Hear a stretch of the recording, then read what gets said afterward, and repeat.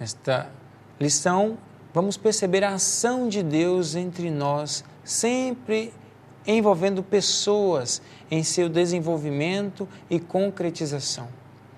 Mesmo não precisando de nós, Deus se faz necessitado da humanidade para fazer acontecer o seu projeto entre nós. Foi assim no Primeiro Testamento, com a ação dos patriarcas, profetas e profetisas, e foi assim no Segundo Testamento, com sua ação direta através de Maria, como vimos na lição 3, a lição anterior. Perceber como se deu o chamado de Maria e o desenvolvimento de sua resposta torna-se uma grande provocação a fazermos a experiência de Maria, buscando ter um nível de sensibilidade à convocação e abertura para uma resposta comprometedora com esse grande projeto do Reino de Deus. Este reino é plenamente revelado em Jesus Cristo. É Ele quem nos dá notícia do Pai sobre como devemos proceder. Por isso, vamos ver alguns passos dados por Jesus diante da proposta de Deus Pai. Jesus chega até nós e nos interpela. O Padre Alfredo Gonçalves diz que o mistério da encarnação aponta para a irrupção de Deus na história. A atitude de Deus, ao se encarnar, vem nos interpelar sobre nossa história pessoal e coletiva, nos questionando sobre nossa participação neste processo de salvação. Desinstala-nos vocacionalmente, ajudando-nos a superar duas tendências muito presentes na condição humana. A primeira, que é a inércia e o comodismo, que marca nossa paralisação na missão.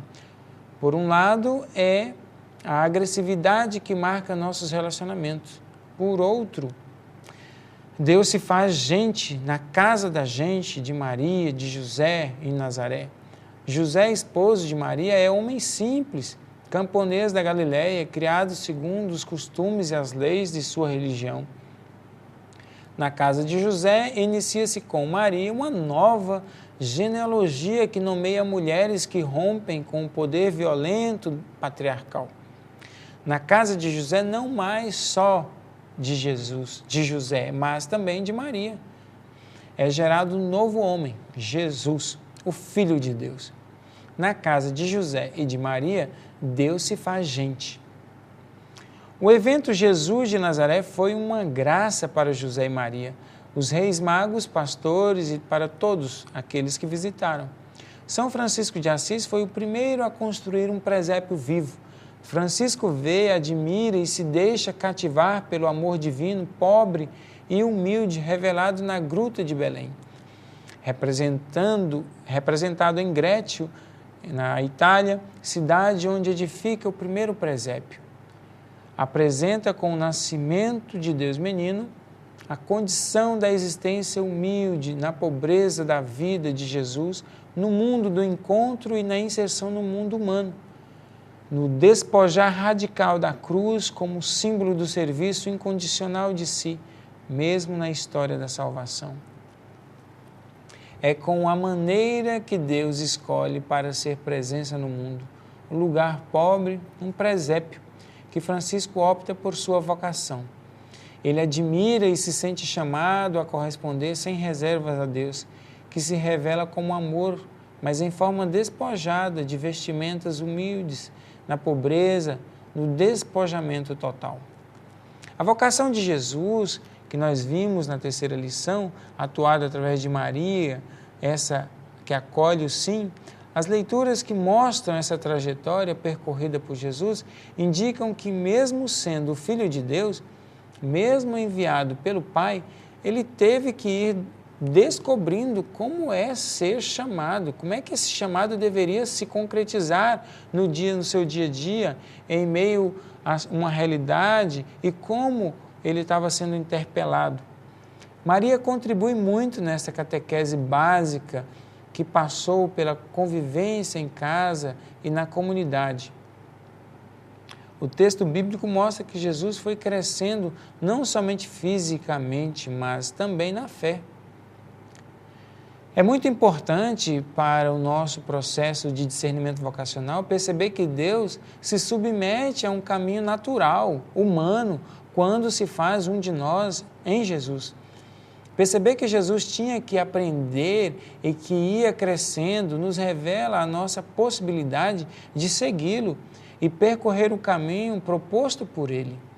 Esse caminho não foi rápido, somente aos 30 anos Jesus é batizado. Como vimos na lição número 2, o batismo marca a vida pública de Jesus no que diz respeito ao anúncio do reino de Deus. Ao discernir sobre sua missão, Jesus anuncia publicamente seu projeto e convida pessoas para ajudá-lo. Mesmo sendo mestre, Jesus não quer ser um missionário isolado, ter méritos sozinhos. Ao contrário, nós vimos, constitui comunidade, convida pessoas para ajudá-lo, envia de 2 a 2, não isoladamente. Inspirados em Jesus, ser discípulo e discípula, como vimos acima, como acabamos de perceber, Jesus não quer ser sozinho e nem quer que a gente seja sozinho, mas chama e envolve outras pessoas nessa causa. Ao responder o chamado, Ele chama outros para ser discípulos e discípulas. Ele é o mestre que se faz servo, mostrando aos seus discípulos e discípulas uma maneira nova de servir a Deus e ao próximo. Jesus ensina não somente o jeito de ser servo, mas mostra como fazer aos seus discípulos. Cuida de cada um, chama e resgata os desviados. Esta é uma inovação para a época, pois rabinos judeus tinham uma forma própria de serem mestres, sendo aqueles que conheciam e ensinavam as leis. Discípulos o seguiam, literalmente falando. Havia prescrições para este segmento. O mestre caminhava sempre em alguns metros à frente dos discípulos e sentava-se sempre em local mais elevado que estes, olhando-os de cima para baixo. Jesus se propõe de outra forma, põe-se ao lado, faz caminho com os seus discípulos e dá testemunho para eles. Os principais desafios que percebemos neste itinerário de Jesus é apresentado no primeiro momento por Ele mesmo, não havendo uma falsa promessa, mas um testemunho concreto de sua pessoa. Jesus aprende com sua própria história, na comunidade e com as Escrituras.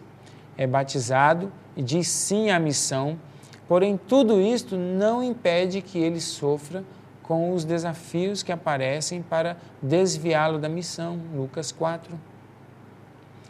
Para aprender com tudo e vencer os obstáculos, Jesus cultiva sua intimidade com o Pai através do diálogo e da oração. Lucas 11.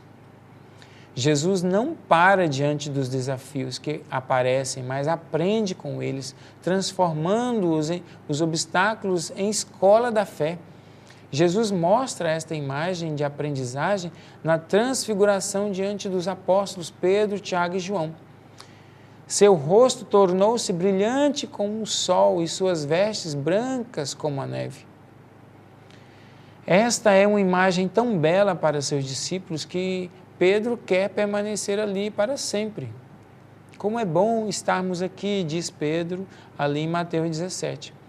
Esta imagem da transfiguração é fruto de um caminho percorrido, de testemunhos dados e de uma intimidade profunda com o Pai, capaz de transmitir sinais de acerto vocacional para aqueles que seguem o chamado de Deus. Não somente Jesus foi convidado a este feito, mas também nós. A vida nos mostra que, ao sermos transfigurados no dia a dia, diante da realidade que nos convoca ao testemunho, ao mesmo tempo somos também provocados à traição do projeto diante de tantas outras propostas que contrariam o chamado. A partir das vivências de Jesus, se alguém me ama, guardará a minha palavra, e meu Pai o amará, e nós viremos a Ele e faremos nele morada. João 14. Muitos de seus seguidores deram testemunho sobre a possibilidade de se transfigurar, de transformar os limites em potenciais para a missão.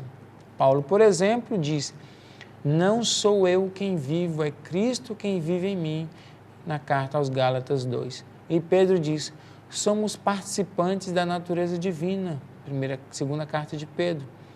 Os testemunhos dos primeiros vocacionados não podem ser somente admirados e venerados, mas devem inspirar atitudes em nós, em você que está acompanhando essas lições deste tempo, da resposta nesse período. Para isso é preciso não somente observar o itinerário de Jesus e de seus discípulos, mas é preciso construirmos nosso próprio itinerário inspirado nele, em Jesus. O itinerário vocacional é o nosso chamado. Vimos que Jesus percorreu um caminho e ensinou a todas as pessoas convidadas a percorrerem o itinerário conforme o seu testemunho de vida e a história de cada pessoa. Construir um itinerário pressupõe duas realidades. Primeiro, a inspiração divina no caminho proposto por Jesus, que é o chamado de Deus. A segunda é a história de vida da pessoa, a resposta humana. A história pessoal, familiar e social deve ser assumida para contribuir como material que dê suporte na edificação e não como peso que impeça de visualizar o novo. A sintonia com nossa história de vida significa um novo olhar sobre a vida e os acontecimentos. É um olhar iluminado pelas atitudes de Jesus que vai nos mostrando o caminho, nos revelando o caminho. Não é apesar de nossos limites que Ele quer contar conosco, mas é a partir deles, aprendendo com cada dificuldade e desafio, é que nós vamos crescendo na fé e na missão, respondendo na vocação.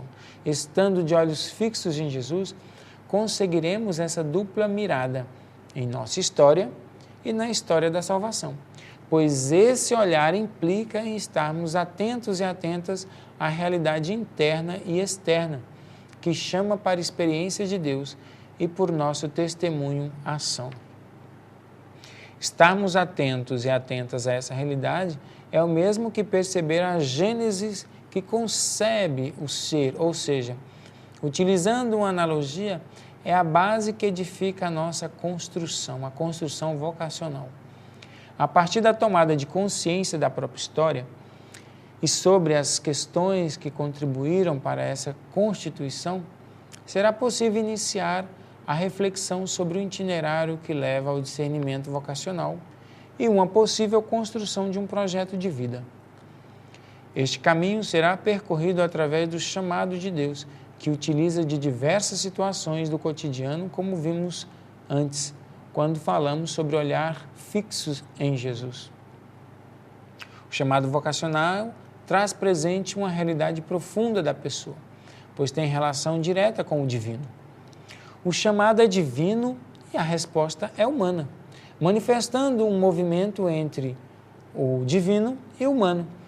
Esta resposta humana não diz respeito somente a uma satisfação de um mero desejo pessoal, momentâneo, ou de sentir-se realizado, sentir-se bem em determinadas tarefas gratificantes. Refletir sobre a dimensão vocacional é ir ao encontro dos desejos individuais que encontram o propósito do sonho de Deus, nossa realização, mas também ir ao encontro do divino. O tema da nossa próxima aula será a experiência de Deus, nossa participação no projeto dele. Até lá!